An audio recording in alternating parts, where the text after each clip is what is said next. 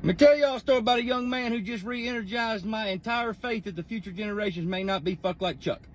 I am opening up an outdoor store in Diablo, Mississippi, and we're going to have live bait and corn and feeders and shooting houses and rods and reels and all the good shit, right? Anyway, I had a job interview this afternoon, 4:45, and not for me, but a young man put in a job application with me who wants to come work for me at the new store. So I had a meeting with him. I called him in for a job interview. He come in to the office, sat down, talked to me. But when he came in for his job interview, his dad come in right beside him and sat down right beside him. His dad was just as nice as he could possibly be, very nice man. But I thought it was a little bit weird at first. But then I got to thinking about it. I was like, you know, this young man is maybe 15, maybe 16 years old. This might be his first job interview he's ever had for in his life.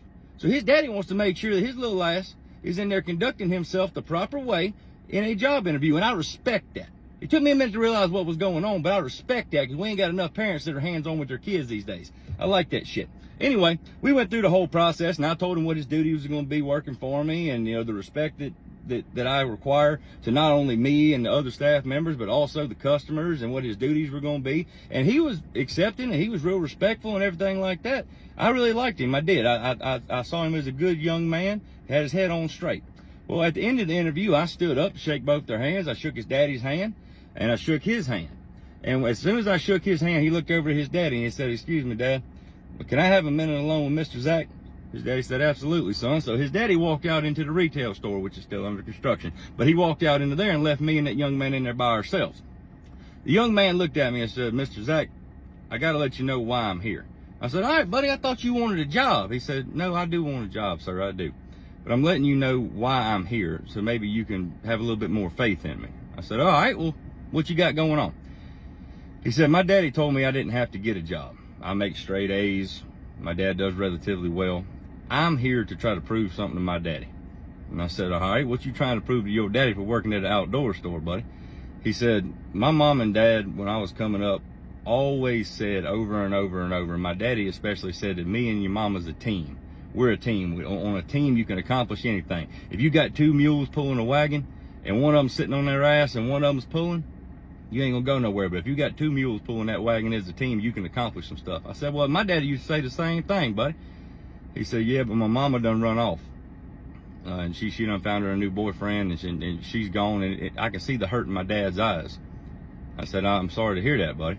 He said, "Yeah, I am too, but it's life, and I'm learning that life ain't always pretty." And I said, "Buddy, you have no idea. Just wait till you get to be like 21, 22 when the real world hits. You ain't got no idea what's in store for you. This is a cold, cold world out there." He said, "I'm starting to learn that, sir. But I'm here today against my daddy's wishes. Even though he's with me, he keeps on telling me I do not have to get no job. But I want to get this job just to show him that just because his teammate run off don't mean he's the only one left standing. I might have been on the B team, but I'm ready to move up to varsity, and I want to show my daddy that no matter what, he's always going to have somebody on his team, and that's me." And y'all, I am way too big to be getting emotional, especially in front of people that I really don't know, like 15, 16-year-old boys. That hit me square in the heartstrings. I'm talking about dead nuts, center bullseye. So, he didn't have to wait very long in order to get a call from me, because by the time I wiped my damn eyes, I looked over at him, I said, "You hired. Because I got full faith in everything you just said, that you meant it, and I know that you won't let me down." And he shook my hand like a man. He squeezed it real hard. He told me, he said, "Sir, I'd rather die than let you or my daddy down.